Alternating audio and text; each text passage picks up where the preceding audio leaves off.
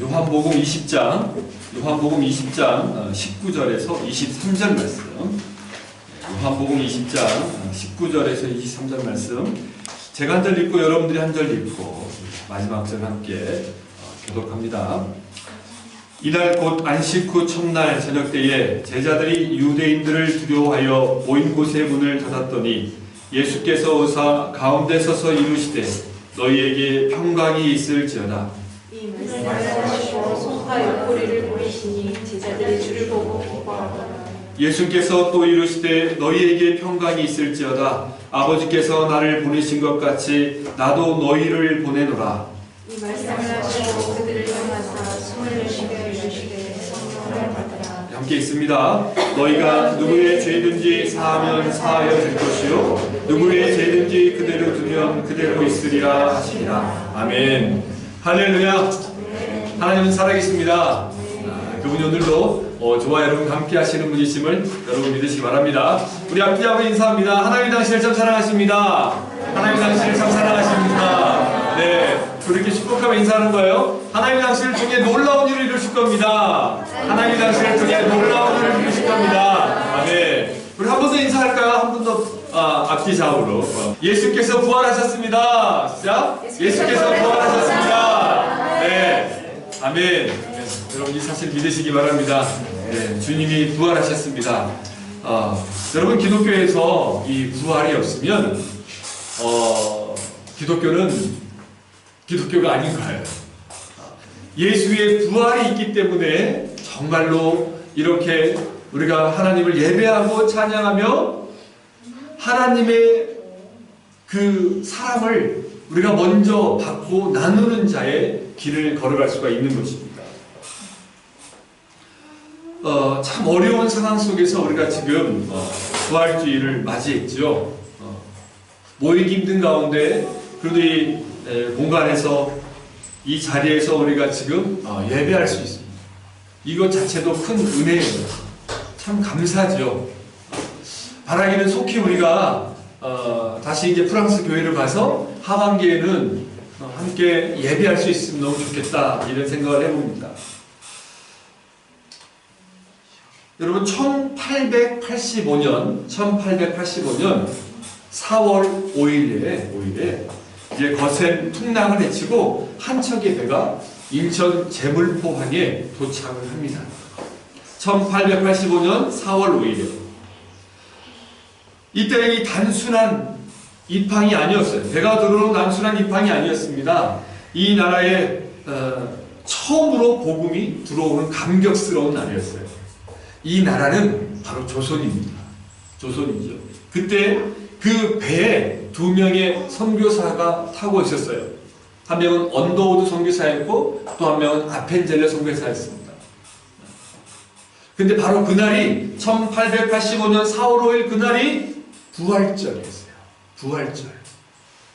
여러분 1885년에 이전에 우리나라 이 조선, 그 당시 조선에는요 바로 1884년에 갑신정변이 일어났습니다. 나라가 어수선했어요. 주변의 열강들이 호시탐탐 이 조선이란 나라를 침략하고 자신의 이익을 위해서 서로 싸우고 있는 그 상황.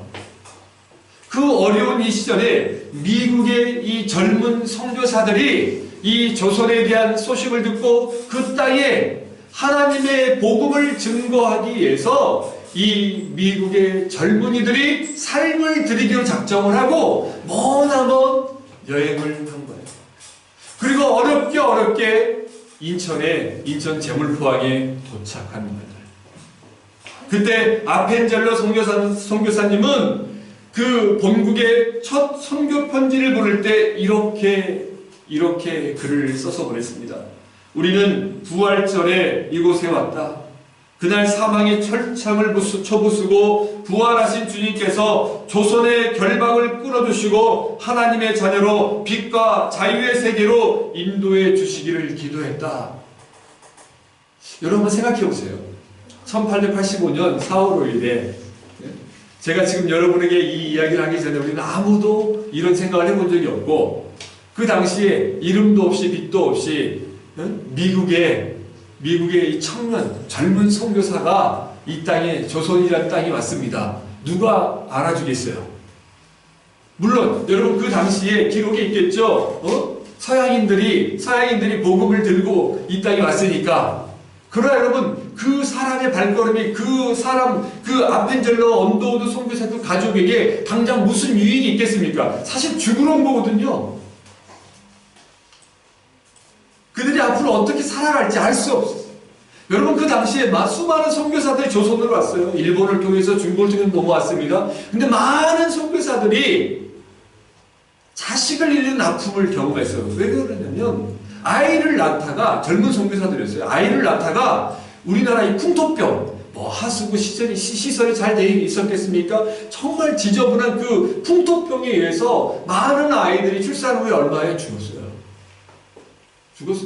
그리고 또 대부분의 선교사들이 물과 이 환경이 맞지 않아서 간질이라든지 이질이라든지 그런 것들로 인해서 많은 분들이 죽었어요. 근데 여러분 이 미국에서 또 영국에서 그리고 프랑스에서 이 유럽에서 하나님을 먼저 만난 사람들이 복음을 들고 조선이라는 나라에 왔을 때 여러분 우리가 생각하기에 이 선교사들이 참 무식하고 좀 이제 별 볼 일 없는 사람들이 선교사 헌시에서 온 것이 아닌가? 라고 생각할 수 있었어요. 그 당시에 미국과 영국과 프랑스의 최고의 학부를 나온 사람들이 대부분이었고요. 그들은 그 나라 본국에 있었으면요. 그저 우리가 생각하는 성공의 길을 그냥 자연스럽게 걸을 수 있는 사람들이었어요. 근데 그 탁월했던 청년들이 예수를 만나고 삶 속에서 가장 귀한 것이 무엇인가? 가장 중요한 것이 무엇인가? 그 삶의 본질을 깨닫고 그들이 아무도 모르는 땅, 이 조선이라는 땅에 생을 들여서 온 거예요. 여러분 놀랍지 않습니까? 만약에 여러분 예수가 거짓이고 부활하지 않았다면 그들이 얼마나 불쌍합니까? 그렇지 않겠어요? 여러분 우리나라에는 구원파라든지 이단들이 막 드러나잖아요. 그 이단들이 드러나면서 언젠간 이게 진실인지 아니 다 밝혀지고 있는 것을 우리가 볼 수 있어요. 그죠? 우리가 경험할 수 있습니다. 그렇잖아요? 근데 예수께서 진짜 부활하셨기 때문에 그 탁월했던 청년들이 생을 들여서 한 영혼을 살리기 위해서 그 첫 발걸음을 내딛는 그 상황들 속에서 그 발걸음이 헛되지 않고 오늘날 저와 여러분이 이 프랑스 땅에서 제가 이곳에서 우리 한국 학생들뿐만 아니라 외국의 여러 학생들에게도 복음을 전하는 길을 걷고 있는 것이고 또 지금 우리나라 많은 선교사들을 지금 이 미얀마의 사태 속에서도요 많은 선교사들이 가서 그곳에 한국어를 가르치고 그곳에 복음을 가르치고 제가 아는 오병이어 선교사라고 선교회가 있습니다. 그 오병이어는 정말로 이제 영양사분들이 거기 가서 몽골 그리고 이 미얀마 이쪽에 가서 정말 그 열악한 상황들을 그 어린 아이들을 먹여 살린 일들이 헌신하면서 사역을 하는 것들을 봐요. 모든 걸 희생하며 사역하는 걸 볼 수 있습니다. 왜요? 왜 그런 길을 갑니까? 왜요? 하나님이 살아계시기 때문입니다. 예수께서 부활하셨기 때문입니다. 사랑하는 여러분, 한 청년이 정말 탁월한 청년이 예수의 부활은 거짓말이다. 그럴 리가 없다. 이걸 증명하기 위해서 반박하기 위해서 모든 증거들을 모으고 찾고 그래서 내가 이 예수 믿는 저 바보들을 반박해서 논리로 이 과학적으로 다 깨부숴야지. 그리고 예수가 부활하지 않았다는 증거들 그리고 부활했다는 이 글들을 다 찾아가면서 그걸 오류를 찾기 시작했습니다. 막 찾았어요. 웬걸요? 그래서 찾다가 이 젊은 지식인이 고백이 뭔지 아세요? 예수는 부활했구나. 그렇지 않겠어요? 영국의 변호사 이 프랭크 모리슨이라는 사람이었어요. 그가 여러분 이런 책을 썼어요. Who Who moved the stone? Who moved the stone? 이 돌을 누가 옮겼는가? 무덤에서 예수를 가로막았던 막고 있던 이 무덤의 큰 돌을 누가 옮겼는가? 이 우리나라 말로 이 누가 돌을 옮겼나? 난 유명한 책으로 나왔습니다. 그런데 그가 그 글을 쓰는 가운데 예수는 정말 살아계셨구나, 부활하셨구나. 놀라운 일이에요. 놀라운 일입니다. 저와 여러분이 지금 오늘 이 좁은 공간에 이 자리에 와서 예배하고 있는 것 자체가, 물론 그나마 그 나름대로 지금 우리가 늘 방역 수칙을 지키고 여기에서 이 자리에 나와서 우리가 예배하고 있는 것 자체가 기적이라는 거예요. 사랑하는 여러분, 우리는 진리를 거부하고 자신의 생각과 의의를 내세우며 그것이 옳다고 주장하는 포스트 모던의 시대를 지금 살아가고 있습니다. 이러한 때에 하나님의 자녀인 우리는 영원히 변치 않는 진리, 바로 하나님의 말씀을 붙잡고 그 말씀을 따라 살아가는 사람들이에요. 여러분, 포스트 모던의 특징이 무엇입니까? 정형화된 틀, 진리를 거부해요. 전통을 거부하잖아요. 그리고 포스트 모던의 정말 가장 딱 한마디로 이야기하는 특징이 뭐예요? 자기 생각, 자기 주장, 자기 옳음. 너도 옳고 나도 옳고, 그러니까 우리 싸우지 말고 네 주장을 이야기하고 내 주장을 이야기하고 그냥 공존해 나아가는 거예요.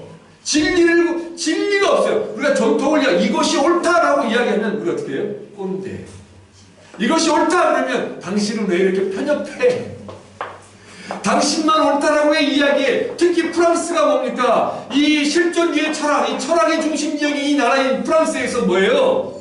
절대 진리를 인정하지 않아요. 포스트 모던이 이 흥황한 이 프랑스 땅에, 그러니까 너도 옳고 나도 옳고 모든 게 옳아요. 그러니까 동성애도 옳고 뭐 다 옳고, 그래서 그걸 부인할 수 없어요. 그러니까 프랑스 사람들이 끊임없이, 이게 뭐라고 영어로 네버엔딩 스토리라고 해야 되나? 끊임없이 이야기해. 끊임없이 이제 프랑스 직원들하고 만날 때 우리 송 집사님 이미 겪을 끊임없이 이야기합니다. 그지 우리 리자 그렇게 했고요. 답이 안 나요. 끊임없이 이야기합니다. 자기 주장, 자기 말만의 자기 주장. 그리고 답은 없어. 진리를 떠난 얘기를. 그런데 이러한 때에 저와 여러분들이 하나님은 살아계시고 예수는 부활하셨고 이 성경만이 우리의 유일한 진리다 그러면 얼마나 편협해 보이냐 이거예요. 그러니까 예수 믿는 사람들이 정말 편협해 보이고 자기 주장만 한다 이거잖아요. 여러분, 모두가 예라고 하고 아니오라고 할 때 말씀을 통해 우리는 예 혹은 아니오를 분별할 수 있어야 돼요. 이런 사람, 바른 성도들이 많아질 때 세상은 이전보다 살기 좋은 세상으로 바뀔 거예요. 여러분, 인간이 자기 중심에 자기 마음대로 살 때 세상이 더 자유로울 것 같잖아요. 여러분, 그래요? 더 혼란스럽고 더 어려워지는 것을 우리는 볼 수 있잖아요. 사랑하는 여러분, 우리가 이 거친 세상에서 승리하기 위해서는 우리는 무엇을 붙잡고 살아야 될까요? 우리 다 함께 요한복음 14장 6절 말씀을 함께 봉독합니다. 요한복음 14장 6절 말씀입니다. 너무나 잘 아는 말씀이에요. 시작. 예수께서 이르시되 내가 곧 길이요 진리요 생명이니 나로 말미암지 않고는 아버지께로 올 자가 없느니라. 그리고 창세기 3장 15절 말씀입니다. 내가 너로 여자와 원수가 되게 하고 내 후손도 여자의 후손과 원수가 되게 하리니 여자의 후손은 내 머리를 상하게 할 것이요 너는 그의 발꿈치를 상하게 할 것이니라 하시고. 아멘. 바로 우리의 길이요 진리요 생명이 되시는 예수 그리스도. 아담과 하와의 범죄 이후에 하나님께서 아담과 하와와 그 뱀에게 이야기했습니다. 최초의 복음, 그래서 원복음이란 이 창세기 3장 15절 말씀, 바로 여자의 후손으로 이 땅에 오셔서 사탄의 권세를 무너뜨린 우리 주님만을 온전히 붙잡고 살아가는 것이에요. 왜냐하면 살아계신 하나님께서 자신의 말씀대로 온 인류를 위해 예수 그리스도를 여자의 후손으로 이 땅에 보내셨잖아요. 그리고 세상의 모든 죄를 대속하기 위해서 십자가의 독생자, 유일한 아들 그 예수 그리스도를 내어주셨어요. 그 예수께서 죽은 지 3일 만에 온 인류를 올가맨 죄와 사망의 사슬을 끊고 부활하신 겁니다. 그래서 이 부활이 너무나 대단하고 위대한 거예요. 너무나 역사적인 사실인 거예요. 무엇보다 여러분, 이 부활의 주님을 믿는 자들만이 하나님께 나아갈 수 있습니다. 저는 교회를 다녀요. 그리고 저는 예수를 믿는다고 하면서 저는 부활하신 예수님 믿지 않습니다. 그건 거짓말이에요. 그건 구원받지 않은 사람입니다.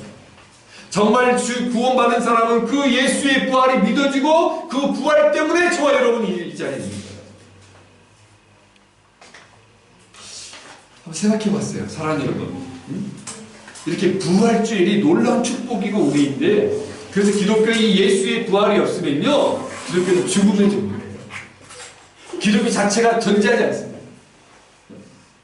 이 부활의 주님, 사랑하는 여러분, 저는 저와 여러분이 이 부활의 주님을 믿고 의지하며 매일매일 삶 속에서 한 걸음 한 걸음씩 더 전진해 나아가길 바랍니다.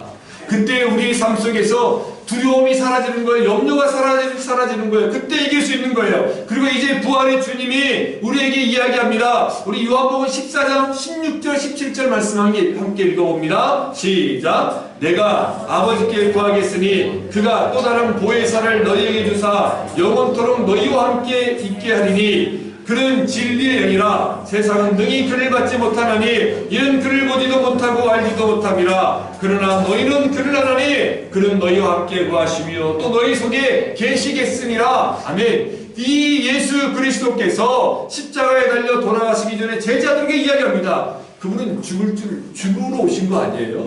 예수님 죽으러 오셨어요. 제자들에게 이야기하는 겁니다. 내가 너희에게 보혜사를 보낼 거야. 너희를 고아처럼 내버려두지 않을 거야. 그리고 너희들이 그가 너희와 함께 있는 걸 알 거야. 우리가 영적인 존재이기 때문에 알 거야. 그 성령을 내가 너에게 보여줄 거야. 성부, 성자, 성령 하나님이시잖아요. 그래서 그 성령께서 너희와 함께해서 너희의 길과 걸음을 지킬 것이다 라고 이야기해 주는 거예요. 그래서 여러분이 부활하신 주님을 믿고 의지하며 나아가는 저와 여러분들이 성령과 함께 동행할까요? 동행하지 않을까요? 동행합니다. 여러분 이 사실을 믿으시기 바랍니다. 그래서 여러분 이 부활의 주님을 우리가 더 깨닫게 되고 알게 되고 예수님을 구주로 영접하는 사람들이 이 세상을 이길 수 있는 힘과 능력을 가지고 살아가는 거예요. 저 혼자가 아니에요. 우리 혼자가 아니에요. 그렇다면 여러분 오늘 주님께서 부활하신 후에 오늘 본문, 우리가 다시 본문으로 돌아가 보면 요한복음 20장이 오늘 본문에, 이 본문은 예수님이 부활하신 후에 처음으로 제자들과 대면하는 장면이에요. 부활하신 후에 주님이 제자들에게 찾아갑니다. 그리고 주님을 구주로 영접한 저와 여러분 혹은 또 믿으려고 몸부림치는 여러분들에게 이 부활하신 후에 제자들에게 찾아간 주님이 주시는 은혜가 무엇인가? 저와 여러분들에게 하시는 말씀은 무엇인가? 한번 찾아가 보기로 해요. 이번 주와 다음 주까지 우리가 팔복을 잠시 멈추고 이번 주와 다음 주까지 부활하신 주님을 만난 자의 은혜가 무엇인지 한번 살펴보려고 합니다. 한번 따라서 해봅니다. 부활의 주님을 믿고 만난 자들에게 평강을 주십니다. 아멘. 평강이 있어요. 자, 우리 오늘 본문 20장, 요한복음 20장 19절 말씀 다시 한번 읽습니다. 시작. 이날 곧 안식 후 첫날 저녁 때에 제자들이 유대인들을 두려워하여 모인 곳에 문들을 닫았더니 예수께서 오사 가운데 서서 이르시되 너희에게 평강이 있을지어다. 아멘. 여러분 제자들은 예수님의 부활을 믿지 않았습니다. 처음부터 믿어진 게 아니었어요. 여러분 생각해보세요. 죽었다가 살아난다는 것이 믿어지십니까? 지금도 잘 안 믿어지는데. 제자들은요, 예수님이 3년 동안 함께 있으면서요, 예수님이 많은 이적과 죽은 나사로도 살리는 걸 봤고, 귀신을 쫓아내는 걸 봤고, 오병 이영의 기적을 일으키는 걸 봤고, 눈앞에서 많은 이적들을 보았는데요, 그걸 믿지 않아요. 그리고 예수님이 이야기합니다. 내가 죽을 거야. 내가 이제 대제사장들과 서기관들에서 잡혀서 로마의 병정에 잡혀서 내가 본디오 빌라도에게 이제 사형 원고를 내려서 내가 죽게 될 거야. 그러나 염려하지 말아라. 내가 3일 만에 살아날 것이다. 근데 3일 만에 살아날 것이다. 이 말을 안 듣는 거예요. 예수님이 죽는다니? 그러니까 제자들이 막 웅성웅성하고 두려운 거예요. 여러분 생각해보세요. 여러 차례 얘기했잖아요. 베드로 보세요. 어부였습니다. 베드로, 안드레, 야고보와 요한, 세베대 아들 야고보와 요한 대부분이 어부 출신이었어요. 모든 걸 걸었습니다. 예수라는 랍비, 스승에게 모든 걸 걸었어요. 이 예수와 함께 한다면, 여러분 열심다운 시몬이 있었잖아요. 시몬. 예수님의 제자, 민족주의자 있지 않습니까? 가룟 유다, 우리가 잘 아는 예수님을 판 가룟 유다, 얼마나 탁월했습니까? 제자 중에 제일 똑똑했을 거예요. 그러니까 회개를 맡았고, 그 3년 동안 예수님과 함께 하면서 모든 재정적인 그 후원을 다 정리했으니까, 먹이고 했으니까, 그 가룟 유다도 예수님과 함께 있으면, 이 로마의 압제에서, 그리고 우리가 이 다윗의 왕국의 이 영화를 다시 회복할 수 있겠다. 몽골로 치자면 칭기스칸의 영광, 우리나라 치자면 어떻게 해요? 광개토대왕, 혹은 우리나라 세종대왕이 있을 때 그 영광, 이 번영을 다시 통일한국의 영광을 누릴 수 있겠다. 그런 마음이 있었어요. 예수와 함께 한다면 막 난리가 일어나잖아요. 많은 사람들이 예수 그렇게 찾고 쫓아오지 않습니까? 많은 사람들이 예수를 왕으로 삼으려고 했지 않습니까? 모든 걸 걸었어요. 마태는 어땠습니까? 세리였습니다. 우리나라로 치자면 그 시대 일제 친일파보다 더 나쁜 사람이었어요. 세리였습니다. 세리장이었습니다. 그런데 그 사람이 이 모든 걸 삶을 정리하고 다시 예수의 제자가 된 거예요. 모든 걸 다 버리고 예수의 제자가 된 거예요. 그럼 뭔가 있어야 되잖아요. 근데 갑자기 3년 동안 잘 하시다가 예수님이 자기는 죽어야 되는데, 자기는 죽어야 되는데 화가 나는 거예요. 여러분, 예수님이 예수님이 잘 따랐는데 예수님이 뭔가 이적을 해가고 우리 자리 한 자리씩 해주고, 요즘으로 치면 땅도 좀 사고 집도 좀 사주고 해놓고 그 다음에 해외에다가 우리 딱 살 수 있도록 뭔가를 먹고 살 수 있는 걸 정리를 딱 해줘야 되는데, 갑자기 무책임하게 모든 걸 인생을 삶을 다 버렸는데, 예수님 나 죽는데 잡힌데, 얼마나 무책임한 리더 아닙니까? 그렇잖아요? 무책임한 리더잖아요? 근데 예수님이 이야기했어요. 내가 죽고 살아날 것이야. 그리고 내가 너희들을 쓸 거야. 마치 여러분 아브라함한테 갈대아 지역이 우르란 땅에 잘 살고 있던 아브라함을 갑자기 하나님이 나타나셔가지고 너희의 본토 친척 아비의 집을 떠나 내가 내게 지시할 땅으로 가라. 그게 가나안, 지금 팔레스타인, 이스라엘 아닙니까? 그쪽으로 가는데 무책임해 보이잖아요, 하나님이. 근데 그 아브라함에게 이름 받고, 아브라함이 열국의 아버지, 믿음의 아버지, 많은 민족들의 아버지라는 이름이에요. 근데 아브라함은 딸랑, 하나님이 약속한 아들은 이삭 하나, 그리고 그 약속한 아들을 믿지 못해서 얻은 아들이, 하나를 통해 얻은 아들이 이스마엘. 그래봤자 고작 둘. 그리고 팔레스타인 지금 그 가나안 땅에 사라가 죽기 전까지 아브라함은 땅이 없었어요. 땅이 없었어요. 이방인 떠들어요. 근데 그 아브라함이 어때요? 예수까지 바라보는 거예요. 그 약속의 마지막에 그 아브라함의 인생이 예수까지 바라보는 거예요. 믿음의 눈으로 세상을 바라는 역사가 일어난 거예요. 그러니까 예수님께서 제자들에게 그걸 보여줬던 거예요. 보여주고 싶었고 깨닫게 해주셨고, 제자들은 지금 당장 현실적인 거, 눈앞에 보이는 거, 그러니까 예수님이 죽는다고 하니까 뭐예요? 베드로가 예수님 팔을 잡고 당신이 그러면 안 됩니다. 이제는 더 이상 당신이 바뀌면 안 됩니다. 그러니까 예수님이 뭐라고 그래요? 사단아 물러가자. 여러분, 예수님이 계속 설명했어요. 내가 죽은 3일 만에 부활해. 내가 살아야 될 거야. 그리고 내가 다시 올라가야 보혜사가 되어 너희 보내서 너희들이 지킬 거야. 근데 예수가 죽었어요. 그러니까 예수가 잡히니까 그때 베드로가, 제사장이 말고란 사람 오니까 제가 얘기했죠? 칼을 뽑아서 귀를 잘랐다니까요. 그러니까 예수님이 오히려 베드로를 책망하고 칼로 험한 자 칼로 망해. 그러면서 제가 우리 이제 웃었잖아요. 이 장면 이야기하면서 예수님이 그 귀 떨어진 걸 주워갖고 붙여줬어. 붙여주고 잡혀가는 거예요. 이게 세상의 논리로 이해가 되냐 이거예요. 그리고 제자들이 다 도망가요. 예수님은 노마병정에 성경에 기록된 대로, 구약에서 예언한 대로 예수님이 채찍으로 받고 십자가를 지고 돌아가세요. 3일 만에 부활하셨습니다. 아멘? 죽음을 이기고 부활하셨어요. 그리고 제자들이 도망갔잖아요. 너무 두려웠어요. 근데 제자들이 예수님이 죽기 전에 먼저 얘기했어요. 내가 너희보다 먼저 갈릴리로 갈 테니까 너희들은 갈릴리로 가서 기다리고 있어! 까지 이야기했어요.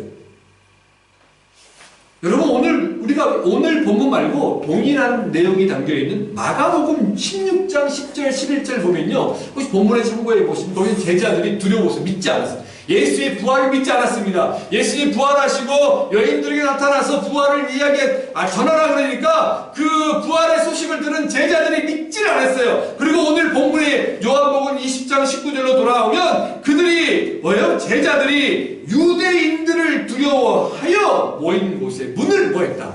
문을 뭐했다? 닫았다. 여기서 문을 닫았다. 이 헬라어 의미는 뭐냐면, 문을 닫았다는 의미는 뭐냐면요, 단순히 문만 닫은 게 아니라 문을 밖에서 열지 못하도록 이중 삼중으로 굳게 닫았다. 그래서 아무도 들어올 수 없도록 문을 철저하게 막았다. 그리고 거기 숨어있어. 벌벌 떨고 제자들이. 근데 그때 갑자기 예수님이 뿅 하고 나타나는 거예요. 왜냐면 예수님이 여러분 부활하셨잖아요. 이제 육신의 모습이 아니에요. 영적인 연주가 됐어요. 시간과 공간을 초월하는 그런 하나님의 모습이 된 거예요. 영적인 모습이 된 거예요. 물론 의심하는 도마에게 자기의 못자국을 보여줬지만 예수님이 이제 시간과 공간을 초월하시는 분이 된 겁니다. 그러니까 딱 자기가 봐도, 제자들이 봐도 다 막아놨는데 이 철문 같은 거를 툭 뚫고 오셔서 나타나신 거예요. 보세요. 두려워하여 모인 곳에 문들을 닫았더니 예수께서 오사 가운데에 서서 이르시되 너희에게 평강이 있을지어다. 이 장면을 생각해 보세요. 한번 이 장면을 이미지화 시켜보세요. 갑자기 벌벌 떨고 있는데 예수님이 나타나셔가지고 부활하셔서 너희에게 평강이 있을지어다. 너희에게 평강이 있을지어다. 여러분 너무 기쁘고 감격스럽고 얼마나 행복했을까. 그러면서 여러분 정말 주님 맞습니까? 정말 랍비가 맞습니까? 정말 주님 살아나셨습니까? 그 여자들이 했던, 마리아가 했던 이야기가 정말 진실이었습니까, 주님? 주님이 책망하지 않았어요. 너희 이 나쁜 놈들, 내가 니들한테 3년 내내 내가 보여줬는데 너 베드로, 너 그렇게 나를 믿지 않아? 요한나는 어디까지 갔어? 야고보 안드레 너 어디 있었어? 책망하지 않으셨어요. 우리 같은 서운했겠죠, 그죠? 근데 예수님은 제자들에게 너희에게 평강이 있을지어다. 너희에게 샬롬이 있을지어다. 더 이상 염려와 두려움은 사라지고 너희 안에 평강이 있을 거예요.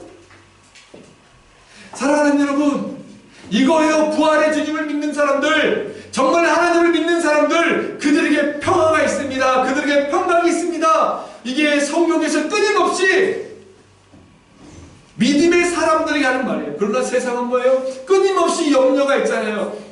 여러분 돈을 아무리 많이 벌어도 우리가 큰 프로젝트를 해 나가고 또 다른 일들이 있어도 행복하지 않아요. 그때뿐이잖아요. 그때뿐이잖아요. 그렇지 않은 사업하시는 분들 보십시오. 이 세상에서요. 저는 요즘 이번에 우리나라 지금 보궐선거 4월 7일 하지 않습니까? 그리고 보십시오. 땅 투기, LH 문제, 여당이나 야당할 것 다 땅 문제. 우리나라는 이 국토가 좁으니까 땅 문제, 집 사야 되잖아요. 뭔가 문제를 해야 되잖아요. 근데 저는 이 생각을 해요. 부산에서 LCT, 이런 비리 일어난다고 막 하면서 보면서 또 내곡동 사건, 또 여당의 후보는 또 전세금을 어떻게 올렸냐 어쩐지 다 땅 문제, 집 문제 막 고민하지 않습니까? 그래서 이 생각을 해요. 어느 정도 돈이 있잖아요. 그러면 돈은 숫자에 불과해요. 그 돈 다 못 쓰거든요. 다 못 씁니다. 돈 다. 근데 그 돈을 다 못 쓰면 사람들 거기 이 정도 벌었으면 됐어. 이 정도 벌었으면 됐어 하지 않아요. 더 벌고 싶어요. 99억 버는 사람이 100억을 채우기 위해서 1억 갖고 있는 사람 거 뺏는다니까요. 이게 인간의 욕심이고 마음이야. 그 욕망을 멈추는 게 뭐게요? 사랑하는 여러분, 하나님이 주신 은혜 안에서 정말 복이 무엇이고 평강이 무엇인지를 깨닫길 바랍니다. 하나님이 우리가 예수 안에 있고 바르게 살면 먹고 사는 문제 해결해 주실 줄 믿으시기 바랍니다. 저와 여러분이 가만히 있어서 해결해 주신 것이 아니라 여러분의 삶 속에서 여러분이 주신 달란트를 가지고 여러분들의 삶을 최선을 다할 때 하나님이 주시는 기쁨과 감사가 있습니다. 하나님이 우리에게 의식주 문제를 해결해 주실 거예요. 근데 우리가 감사하지 못하고 욕심을 부리다 보니까 행복하지가 않아요. 그러다 보니까 우리 형제들들 지금 여러분 막 일할 때 저도 그런 과를 범했고 목회자라면 사역을 더 성공하게 더 많은 걸로 해서 한국에 뭔가를 더 하게 하다 보니까 가족을 포기하고 희생시켰어요. 뒤돌아보니까 우리 아이들이 세 아이들이 같이 살았는데 오늘 커가고 대학생이 되고 있더라고요. 제가 이야기했잖아요. 우리 애들이 나랑 같이 살았어요. 여러분 떨어져 있는 거 아니에요. 같이 살았다니까요. 근데 우리 씨앗이 시훈이가 우리 지금 성호랑 한나 많을 때 어떻게 했는지 기억이 안 나요.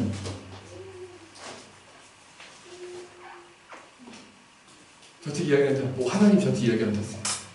네가 한국에서 그렇게 큰 교회를 하면 뭐 할 거야? 기도하는 어느 날 네 아내와 네 아이들이 어떤 문제가 있고 그걸 알아.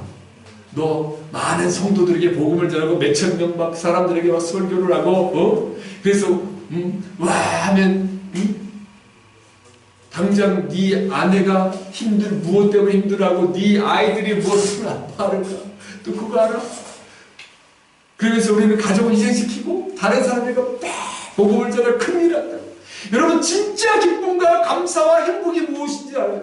근데 부활의 주님을 만나면요 그 평강이 있는 이유가 뭐냐면요 그걸 깨달아요. 그리고 부활의 주님을 만난 사람은요 이 땅의 삶이 전부가 아님을 알게 되는 거예요. 우리는 죽는다. 여러분 죽습니다. 여러분 믿으십니까?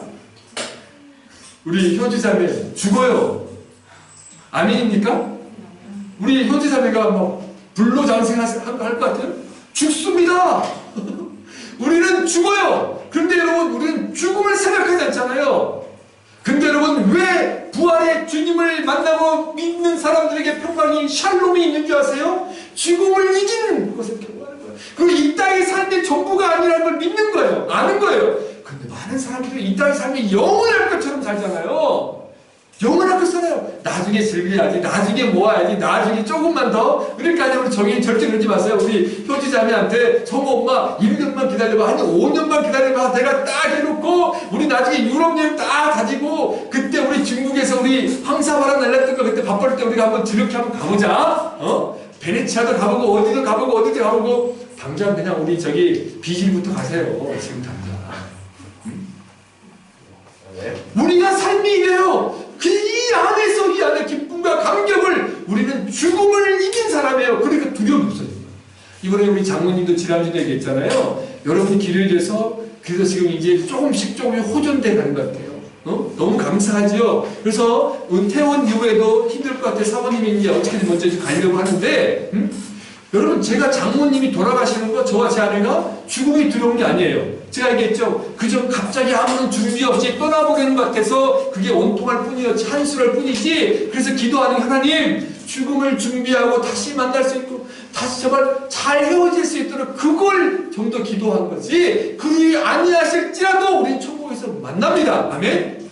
천국에서 만나는 거예요. 이 죽음을 이긴 부활의 이 감격이 있기 때문에 평안할 수 있는 거예요. 그래서 떠나보낼 수 있는 거예요. 그리고 매일매일 죽음을 준비할 수 있는 거예요. 그러다 보니까 이 땅의 삶이 무엇이 중요한지 아는 거예요. 더 많은 돈을 벌고 가족을 희생하는 것보다 돈을 적게 벌더라도 가족과 함께 시간을 보내는 거, 우리 성우가 뛰는 거, 우리 초코와 밀크 초코가 같이 있는 거, 그걸 같이 띄어지고 그게 즐거운 걸, 그게 소중하다는 것을 이제 알게 되는 거예요. 저도 이제야 조금씩 깨달아요. 저도 늦었지만 이제야 조금씩. 이제야 깨달고 보니까 저는 요리를 못하더라고요. 제 안에 한 2달 있을 거야. 제가 뭘 먹고 어떻게 살아야 될까. 우리 파리에 청년들이 있는데 어떻게 갑자기 제가 우리 송 집사님이 저한테 그러더라고요. 목사님 애들은 걱정이 안 되는데 목사님이 걱정이에요. 저도 제가 걱정입니다. 사랑하는 여러분, 부활의 주님을 만나면요 주께서 우리가 성령을 주셨기 때문에 함께 하시고 이 땅의 삶이 전부가 아닌 걸 알게 하셔서 두렵지 않아요. 사랑하는 여러분, 부활의 주님이 우리에게 주신 평강이 있을지어다. 이 평강이 저와 여러분에게 있음을 믿으시고 기억하시기 바랍니다. 그래서 여러분, 이 초대교회 예수 그리스도를 구세주로 믿고 부활의 주님을 경험한 성도들이, 초대교회 제자들이 다 대부분 순교할 수 있었어요. 여러분 생각해보세요. 부활이 거짓말이라면 어떻게 순교합니까? 아니, 돈도 주지도 않고요, 가족들도 다 죽인다는데 부활의 주님을 부인하라고 하니까 부인하지 않고 죽어. 그냥 이게 거짓이면 어떻게 죽어요? 여러분 생각해보세요. 부활의 주님이 진짜이기 때문에, 그리고 이제 죽으면 천국이 있고 우리가 영원한 삶이 있다는 알기 때문에 죽이려면 죽여라. 그럼 복음을 전하게 되는 거예요. 그래서 초대교회 수많은 성도들이 순교를 두려워하지 않은 거예요. 우리나라도 마찬가지로, 우리나라도 여러분 순교가 있었던 거고요. 많은 성도들이. 근데 이렇게 하나님의 역사를 경험했던 사람들이 타락하다 보니까 사단 늘 그 가운데 들어오잖아요. 그래서 타락하고 무너뜨리고 있는 거예요.